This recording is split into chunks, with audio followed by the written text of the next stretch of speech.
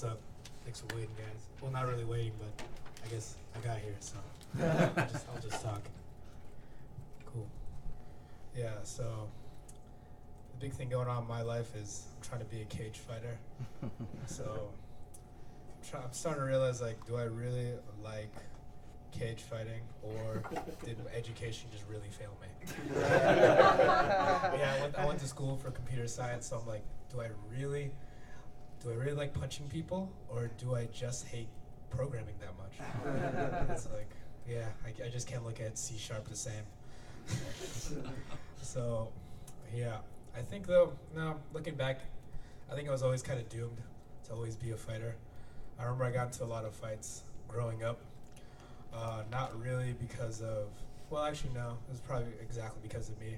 I like to make a lot of jokes, but what I wasn't good at was negotiations. So I would just make fun of people and then get beaten up. So at that point I had to make a decision. I could either like run and then get beaten up, or I could stand my ground and then get beaten up. Because, fuck running. I'm not up for that. Yeah, so pretty much, that's pretty much what got me into fighting asthma. I'm like, well, I was like, well, if I run and then get beaten up, I would rather just stand my ground and then take the shot. So from there, so fighting's an interesting thing because, as you can imagine, you see like a lot of different people wanting to pursue it for sure. One of my fighting friends, he has a very particular diet, and it's not due to health reasons. He's just a really fat bastard. Like, he has the palate of a 6-year-old. He's never here's the lowdown. All he eats are essentially items that you'd serve in a junior high cafeteria. So he eats cheese pizza, he eats fish sticks, mac and cheese, and what do I miss? Chicken nuggets, peanut butter jelly sandwiches, and that's it. And yet this man is through this great diet, he's ballooned to like 280 pounds, and yet he doesn't expand his palate. So like what I mean by this is that if he was on a desert island and there was pineapple pizza or death, this fat bastard would choose death over pineapple pizza. Like he's managed to live in the Seattle area his whole life.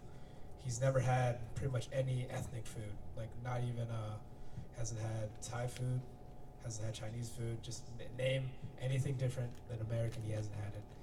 And I'm starting to wonder, like, man, like how did you? What kind of physical trauma happened to you? And I'm just imagining him getting beaten up in school by like a lunch lady and go like, no, you will eat this, Timmy, or you will like it. And there's like, yes, lunch lady Doris. So yeah, I'm just imagining like this fat little kid just getting force-fed cheese pizza. So that's yeah. And then let's see, other interesting things is I have a friend who's very into being a protester, but I really think he's just into picking up chicks, because I call him Thomas Jefferson because he only dates black girls. So I really think he's the only one at Black Lives Matter trying to pick up girls. So, yeah, he's a white guy who only dates black girls. So yeah, I'm starting to wonder what his what part of the movement like he's really about. Let's see what else. I have another friend who I call the most bougie blue collar worker I know. He's a welder. He just moved here to Bellevue. Actually, I helped him move. But so he's a welder. He's a man who works with his hands. Yet he owns like more Gucci shoes. I didn't even know Gucci made shoes, but more Gucci shoes than a person of his stature should own.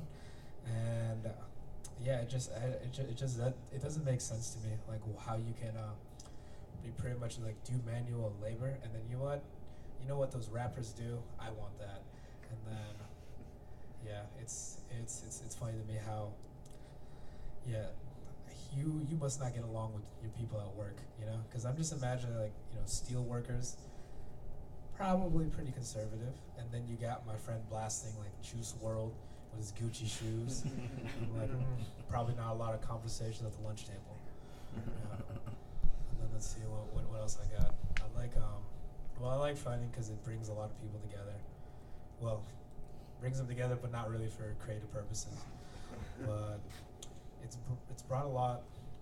It's brought a lot of Asians, and I wonder like, what is that? Are we just really? I think what it is that we're just tired of like being known for mathematics, and we're just really trying to get that kung fu martial arts thing going. So yeah, and then what else? Oh yeah, so like my career path, I'm thinking is I'm trying to be I'm trying to be extra number 3 in Tony Jaa's new movie. So really just henchmaning it up.